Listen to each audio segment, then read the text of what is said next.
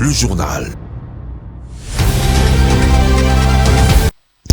L'actualité dans toute son intégralité, mesdames et messieurs, bonsoir et bienvenue dans cette nouvelle session d'information sur Mondico Télévision, dont voici le sommaire.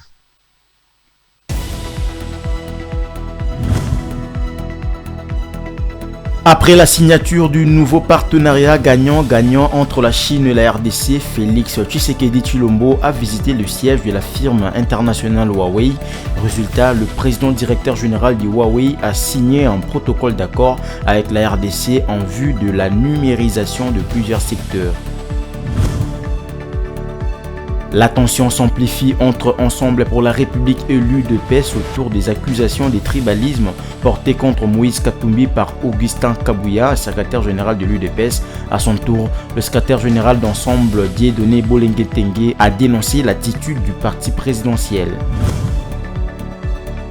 À un mois et demi de la date prévue pour le 9e jeu de la francophonie à Kinshasa, le ministre des Sports François Kaboulo Mwana Kaboulo a visité le chantier et exhorté les entreprises sur place à faire diligence pour respecter le délai. Mesdames et messieurs, bonsoir et merci de nous rejoindre sur les antennes de Mondico Télévision. Le président de la République, Félix-Antoine Tshisekedi Tshilombo, actuellement en visite d'État en Chine, s'est rendu le dimanche 28 mai 2023 au siège de Huawei à Shenzhen, une visite grandeur nature qui a été matérialisée par la signature d'un protocole d'accord entre l'entreprise Huawei et le gouvernement congolais. Regardez. Shenzhen, l'une des villes extraordinaires de la Chine, située au sud-est et reliant Hong Kong à la Chine continentale, a reçu le dimanche 28 mai le chef de l'État Félix Tshisekedi qui a mis à profit sa visite d'État pour explorer d'autres opportunités avantageuses pour la RDC. C'est la firme Huawei, entreprise high-tech, qui fournit des solutions dans le secteur de technologie de l'information et de la communication, qui a reçu les couples présidentiels dans son gigantesque quartier général. Ici, tout est high-tech, même le petit rituel d'accueil, si réservé au président de la République et à son épouse, n'a pas manqué d'impressionner la délégation congolaise.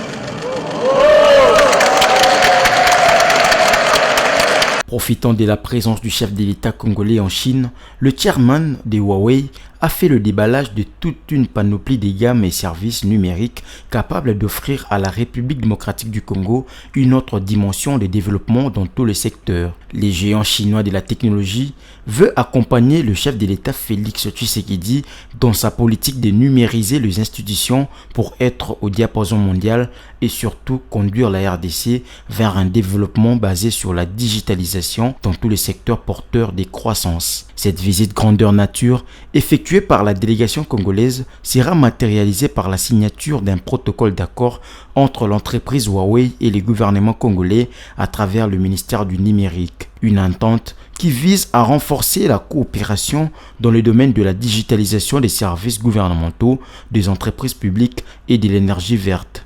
Nous avons un programme de transformation numérique de la RDC qui est impulsé par la vision du chef de l'État, Félix-Antoine Tshisekedi Tshilombo, que vous connaissez. Aujourd'hui, cette vision qui est dans le plan national du numérique a connu un cadre programmatique qui est le programme de transformation digitale de la RDC. Et aujourd'hui, Huawei a concrétisé cela par des propositions concrètes, des propositions qui concernent l'apport en infrastructure, l'apport en formation et l'apport également en sécurité des systèmes d'information. Et c'est autour de ces trois domaines de coopération que nous avons voulu aujourd'hui, n'est-ce pas, sceller cette entente dans le cadre d'un mémorandum d'entente qui va appeler plusieurs contrats, j'allais dire, particuliers. Un deal d'entente dont la matérialisation se fera par paliers, secteur après secteur. Satisfaction pour le président de la République qui a voulu personnellement piloter ces instants historiques.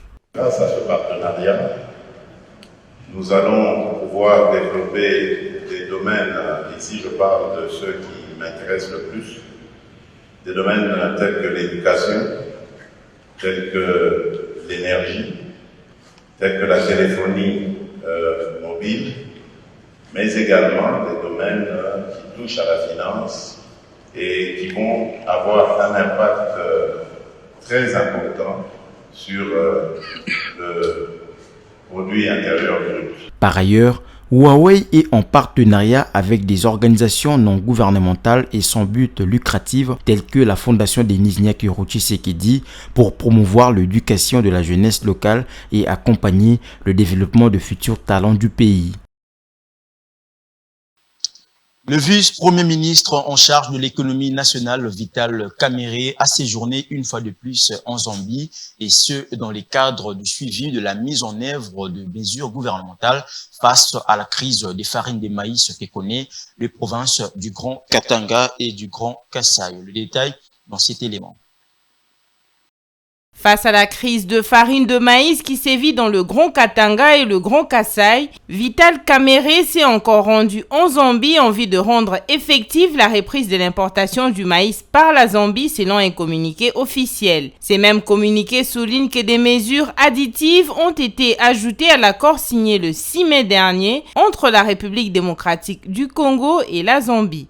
Cette résolution a été conclue lors de la mission officielle que le VPM Vital Kamerhe a effectuée le vendredi dernier à Lusaka. Dans ces échanges, la partie zambienne était composée du ministre de l'Agriculture et celui de l'Économie, accompagnés de leurs secrétaires généraux ainsi que des experts du gouvernement. Du côté congolais, le vice-premier ministre, ministre de l'économie nationale, était entouré des experts des différents ministères concernés. À noter qu'après ce court séjour en Zambie, le patron de l'économie nationale s'est rendu à Lubumbashi, capitale de la province du Haut-Katanga, où il a été accueilli par le gouverneur Jacques Kiabula Katwe. Il fallait que je retourne de nouveau à la Zambie, chez qui nous nous adressons principalement. Il y a beaucoup d'autres fournisseurs, pour des mesures importantes qui avaient été prises et qui ralentissaient l'entrée de la farine de maïs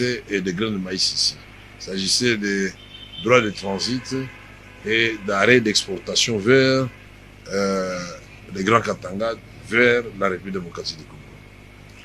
Et nous avons étudié ensemble quels sont les mécanismes qui vont prendre du côté du pays frère de la Zambie pour faciliter l'opération.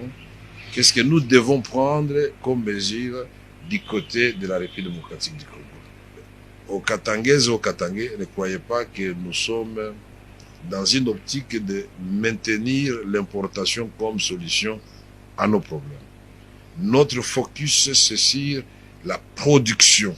Et pour produire, nous devons accompagner les fermiers et les producteurs, grands et petits, moyens, et les moyens seront mis en place. Les mesures seront prises pour exonérer les gens de beaucoup de choses.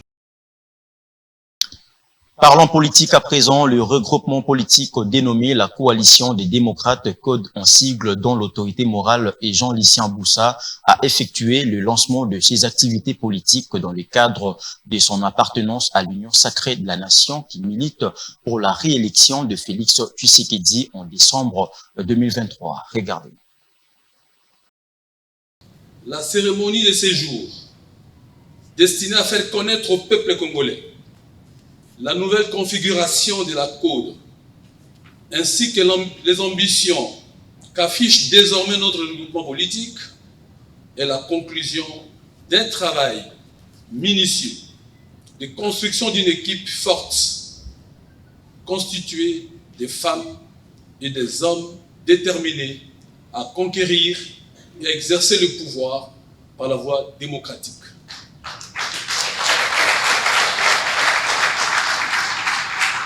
En particulier, cette équipe ambitionne de se positionner comme l'un des regroupements politiques capables d'influer substantiellement sur le choix des politiques publiques dans l'intérêt du peuple congolais. Ces groupes constitués d'une quinzaine de partis politiques, des députés nationaux, des sénateurs, des gouverneurs et vice-gouverneurs, des ministres du gouvernement central et provinciaux et de plusieurs autres personnalités politiques fait partie intégrante de la grande plateforme politique Union sacrée de la nation, œuvre de la plus haute autorité du pays, son Excellence Félix Antoine Tshisekedi Tshilombo, président de la République.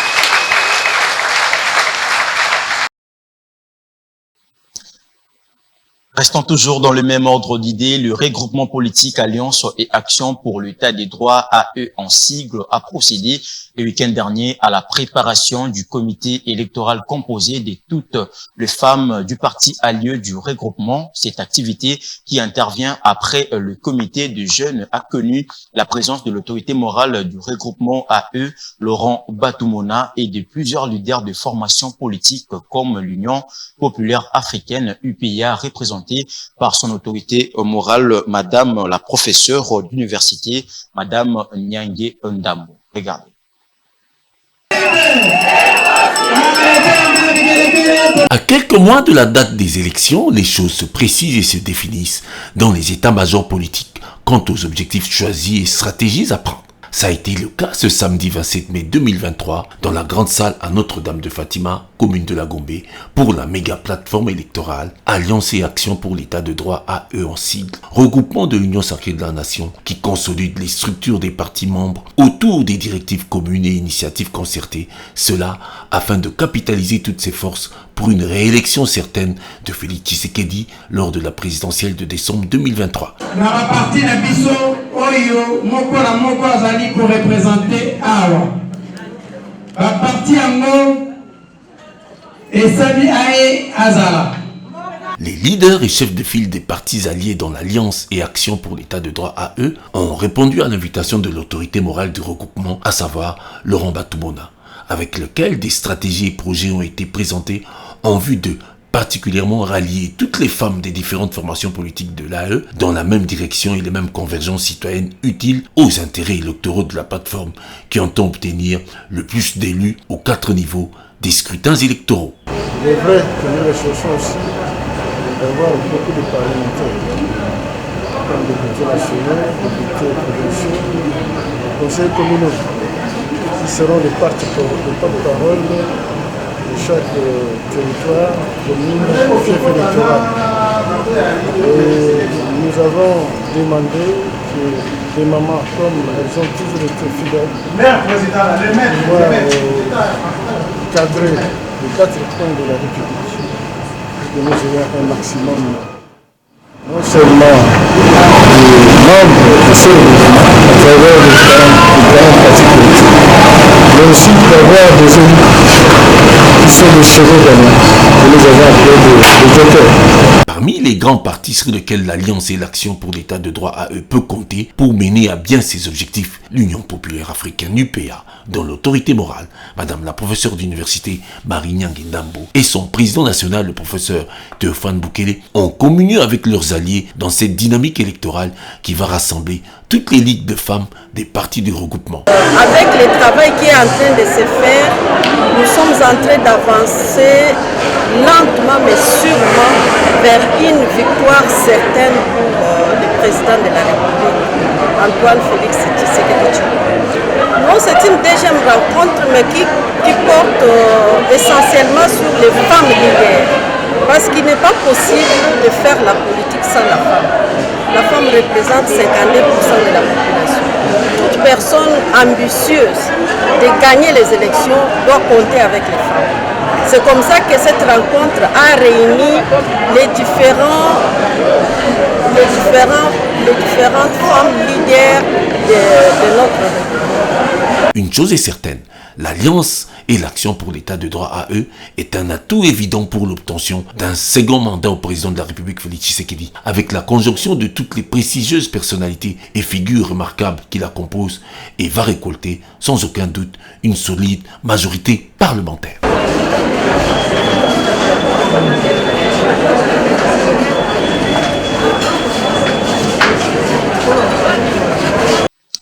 Poursuivons avec ces journaux au cours d'une conférence de presse tenue le samedi dernier à Kinshasa. Le secrétaire général du parti politique Ensemble pour la République de Moïse Katumbi a souligné que le propos tenu par Augustin Kabouya viennent de confirmer que le mandat du président Tshisekedi est désastreux. Analyse dans cet élément de la rédaction. Le secrétaire général d'Ensemble pour la République, Dieudonné Bolenge Tengue, lors de son point de presse tenu le samedi dernier à Kinshasa, a dénoncé les excès contenus dans les propos de la dernière sortie du secrétaire général de l'UDPS, Augustin Kabouya, sur un certain tribalisme qu'il impute au camp de Moïse Katumbi contre le président de la République, Félix Tshisekedi. Dans son adresse aux militants de son parti à Limité, dans la capitale congolaise, le secrétaire général de l'UDPS a exigé des sanctions contre Moïse Katumbi, qu'il accuse de combattre le président Tshisekedi à cause de ses origines tribales. Aujourd'hui, le monde doit retenir une chose. Félix Tshisekedi n'est pas combattu parce qu'il gère mal le Congo, c'est parce qu'il est Moulouba. C'est pourquoi je demande à toutes les organisations de sanctionner Moïse Katumbi. Il ne mérite pas de diriger le Congo. C'est que le député national de Katumbi et le député provincial de Katumbi ont développé comme discours. De tels genres de situations se sont passées ici à côté au Rwanda. Avec la radio 1000 collines, ils ont fait semblant de ne plus sanctionner leurs poulains. Ça, c'est la politique de deux poids, deux mesures. Pour le secrétaire général d'Ensemble pour la République, le secrétaire général de l'UDPS, avec une telle accusation qui démontre combien le parti au pouvoir recherche un bouc émissaire, Augustin Kabouya vient de reconnaître que le bilan est désastreux et que le pays est mal géré. Dans la foulée, le secrétaire général d'Ensemble pour la République a fustigé l'arrestation en violation des règles de certains membres de son parti, cas de l'honorable Mike Mukebai, député provincial élu de Kinshasa. Selon lui, les propos tenus par les honorables Mike Mukebai et Daniel Safou ont été tenus dans ce pays par d'autres acteurs politiques bien connus mais jamais inquiétés. Il n'y a aucune raison que les sanctions tombent sur Moïse Katumbi. Parce que les élus de Ensemble pour la République qui se sont exprimés ne sont pas investis des charges de porte-parole de Moïse Katumbi ou du parti Ensemble pour la République. Il s'agit des élus qui représentent la nation, qui ont une base, qui ont des électeurs, qui sont à l'écoute de ces électeurs. Et ils n'ont pas commencé aujourd'hui à lever les doigts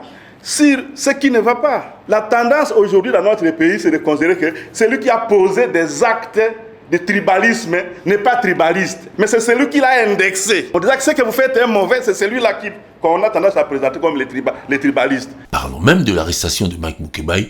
Ceux qui sont partis l'arrêter l'ont fait dans la violation de leur a-t-il déploré. Les actes de tribalisme ne sont pas posés par les élus d'Ensemble pour la République. Les actes de tribalisme sont posés par ceux qui ont le pouvoir politique de mener à bien les destinées du peuple congolais. Et ils l'ont fait à tour de bras, de façon tout à fait, je dirais, unique dans l'histoire de notre pays. Et ces actes ont été décriés par d'autres personnalités de ces pays. Mais comme on ne craint pas ces personnalités, on a une hantise pour Moïse Katumbi. Alors un député même qui exprime son opinion en tant qu'élu du peuple, il en a le droit. On cherche le moyen d'établir un lien entre lui et Moïse Katumbi. C'est une affaire à suivre. En agissant par émotion, ceux qui sont allés l'appréhender ont marché même sur les procédures légales en notre pays. Ils sont allés les cueillir comme un bandit, ils l'ont cagoulé, ils ont agi comme des hors-la-loi. Dans l'actualité également, Jean-Pierre Liaou tourne définitivement la page PPRD pour l'UDPS qu'il qualifie d'être plus qu'un parti politique, l'Union pour la démocratie et le progrès social qu'il considère aussi comme un patrimoine national pour avoir combattu la dictature hier et aujourd'hui avec ses alliés pour réaliser le rêve de ses initiateurs. Regardez. Jean-Pierre Liaou, vice-premier ministre, ministre chargé de la fonction publique, de la modernisation, de l'administration et de l'initiation de services publics, réintègre l'Union pour la démocratie et les progrès social, UDPS. Ces députés national élu de la circonscription électorale de Bumba sur la liste du PPRD a, dans une déclaration, justifié son retour dans cette formation politique qu'il a connue entre 1997 et 2007. Je voudrais d'ailleurs, en procédant ainsi, démontrer aux jeunes que pour faire de la politique, il suffit tout simplement d'intégrer un parti politique proche de ses convictions et pas nécessairement d'en créer un, même lorsque l'on est capable de le faire. Ainsi donc, j'ai décidé de réintégrer l'UDPS, l'Union pour la démocratie et le progrès social, au sein de laquelle j'avais déjà eu à évoluer de 1997 à 2007. Plus qu'un parti politique, l'UDPS est un patrimoine national. Elle a combattu la dictature hier et se bat aujourd'hui avec d'autres alliés pour réaliser les rêves de ses fondateurs.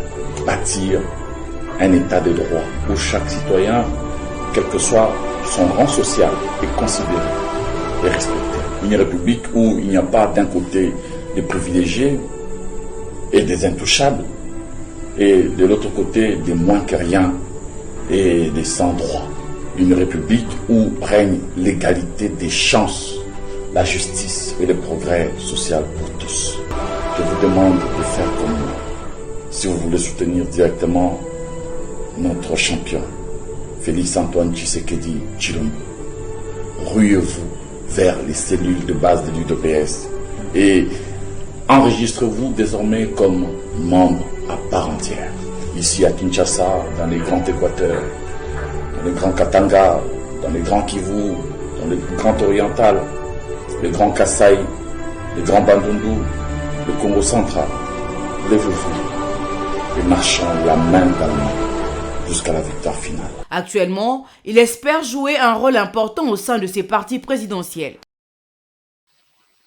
Dans le reste de l'actualité, le président de la plateforme Ensemble pour la République, Moïse Katumbi Tchapoué, a participé à la messe de la Pentecôte dite par le cardinal Fridolin Ambongo le dimanche 28 mai 2023. Fridolin Ambongo a invité ses fidèles à prier pour ces derniers, eu égard à tout ce qui se passe en République démocratique du Congo. Le détail dans cet élément. Venu célébrer la Pentecôte au collège Saint-Raphaël de Kinshasa le dimanche 28 mai 2023, Moïse Katumbi, le président d'Ensemble pour la République, a été accueilli chaleureusement par l'archevêque de Kinshasa, Fridolin Ambongo. Prenant la parole, l'archevêque de Kinshasa a invité ses fidèles à accueillir chaleureusement Moïse Katumbi et a soutenu que celui-ci est un fervent catholique et que sa foi comptait pour l'Église. Namoni mopaya uti musika ye kosambela na biso awa nalingi to yambaye bo mwana wa eklezia ya biso katoliko ezali bongo Moïse Katumbi ye wana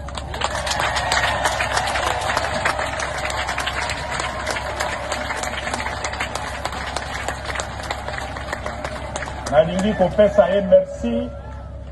Je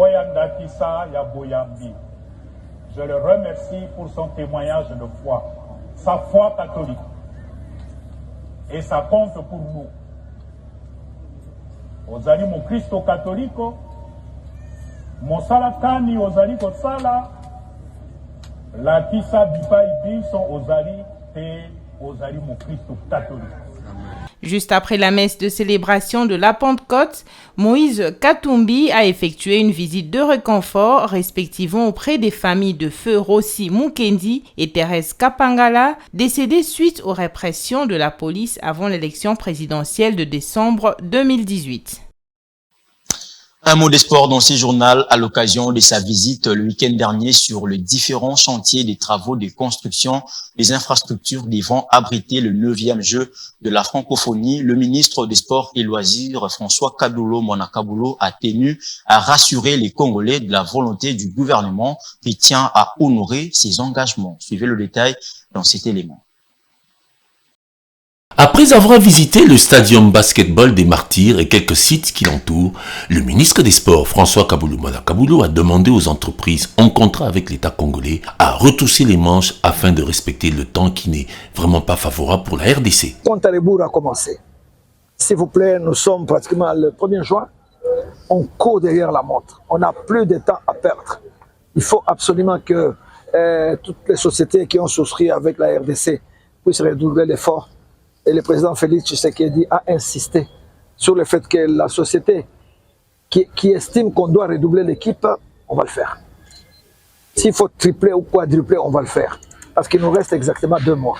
Il n'y a plus de temps à perdre. Il faut absolument redoubler d'efforts pour finir ces travaux, a-t-il déclaré aux responsables des entreprises présents sur ces lieux. Par ailleurs, François Kaboulou insiste que s'il faut doubler, tripler, voire quadrupler les équipes pour accélérer les travaux, ça doit être fait parce qu'aucune excuse ne sera tolérée. En outre, il a martelé sur l'assainissement des lieux qui vont abriter les Jeux, car la capitale va recevoir plusieurs invités venus de partout dans le monde. Il faut soigner l'environnement.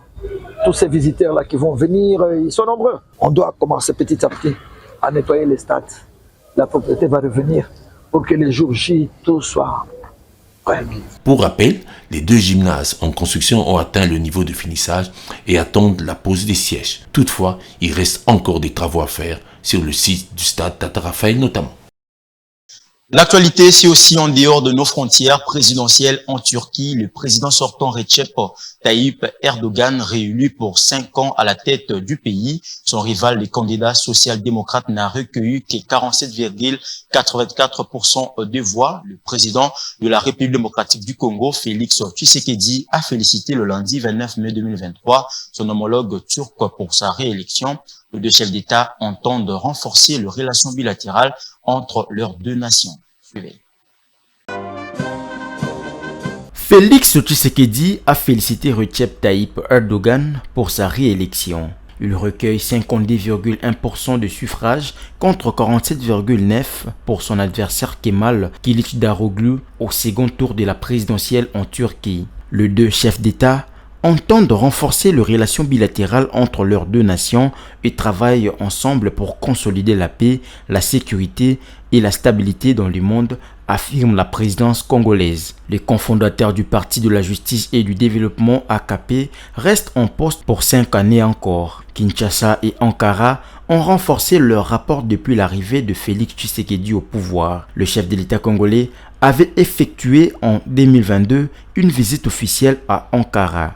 Il s'était ensuite rendu en décembre de la même année à Istanbul pour prendre part au sommet Turquie-Afrique. De son côté, Recep Tayyip Erdogan avait même fait le déplacement de la capitale congolaise en février 2022. Les 2 parties avaient signé à l'occasion un accord cadre militaire, un protocole relatif aux aides financières, un accord de coopération pour l'industrie de défense, un protocole d'accord sur la construction du centre de finances de Kinshasa, un protocole d'accord sur l'infrastructure et les transports fluviaux sur le fleuve Congo et ses affluents, un protocole d'accord pour la construction de 1083 km d'autoroutes et un protocole d'accord pour la construction de la ligne de chemin de fer Banana-Kinshasa. Concernant la construction du nouveau centre de finances de Kinshasa dans l'espace compris entre le ministère des Affaires étrangères et l'Athénée de la Gombe et le palais de la justice, le travaux s'accélère. Avec ses 2 tours jumelles de 20 à 16 étages, ce complexe abritera le cabinet du ministre des Finances, celui de son collègue du budget, la direction générale de régie financière, à savoir la douane, les impôts et les recettes administratives et domaniales DGRAD. L'inspection générale des finances IGF et le secrétariat général aux finances y seront également logés. On y trouvera aussi la future banque de développement qui reste à créer ainsi que le futur fonds d'investissement souverain. Ce qui laisse entendre que la République démocratique du Congo et la Turquie entretiennent des relations bilatérales en bons termes depuis un certain temps.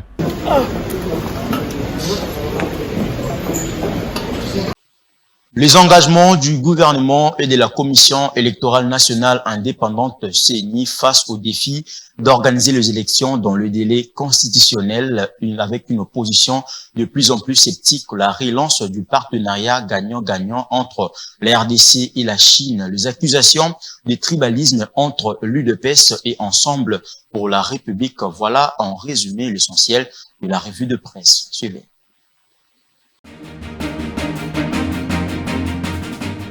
Bienvenue mesdames et messieurs dans cette ronde des journaux paru ce lundi 29 mai 2023 à Kinshasa sur l'actualité en République démocratique du Congo. Forum des As ouvre ce bal en reprenant les propos du ministre de la Communication et Médias Patrick Muyaya au cours de l'émission Le débat africain sur Radio France Internationale. Nous faisons notre possible pour des élections dans le délai. L'opposition n'en veut pas. Fin de citation. Le journal rapporte que le gouvernement congolais entend respecter ses engagements et le délai imparti à la CENI, mais ce sont plutôt les tribulations de l'opposition qui qui embarrassent le processus en voulant instaurer la méfiance autour des élections. Pour le journal L'Avenir, qui revient aussi sur le ministre porte-parole du gouvernement, c'est plutôt au sujet du voyage du chef de l'État en Chine. Patrick Mouyaya salue le nouveau partenariat stratégique signé entre la RDC et la Chine qui se relance sur de nouvelles bases. L'article de L'Avenir souligne que ce partenariat est réellement gagnant-gagnant, contrairement à celui qui l'a précédé. Donc, pour cette fois-ci, plusieurs garanties ont été mises en place dans une commission mixte pour s'assurer de la bonne marche multisectorielle. La Prospérité, pour sa part, accorde une manchette à un dossier qui enfle et prend en compte l'opposition de Moïse Katumbi et l'UDPS. L'article du confrère indique que ni Tribal, ni auteur de la pénurie de maïs, Ensemble pour la République dénonce une campagne de diabolisation contre Moïse Katumbi. C'est le point de presse du samedi dernier avec le secrétaire général Dieudonné Bolenge-Tengue qui a réagi contre certaines attitudes du pouvoir et du parti présidentiel qu'il a condamné et dénoncé en relevant les abus contre les députés Mike Moukeba et Daniel Safou, dont les propos, en tant que représentant du peuple, n'engagent pas Moïse Katumbi. Le secrétaire général Bolenge-Tengue estime que cela n'est pas correct et il s'est plaint de cette confusion entretenue par l'UDPS selon lui. C'est une affaire à suivre. La tempête de topiques pour clôturer cette revue de presse rapporte que pour les élections de décembre 2023, la CENI invite les observateurs de l'Union européenne, cela au cours d'un exposé fait par Denis Kadima, président de la centrale électorale, au Parlement européen à Bruxelles. C'est clair, la CENI s'emploie de rassurer que malgré le retard accumulé, le rendez-vous des élections de décembre 2023 sera tenu absolument. C'est l'espoir pour tout le monde. Mesdames et messieurs, merci et bonne suite avec le programme de Mandiko TV. Ce journal est terminé, je vous en rappelle tout de suite les principaux titres.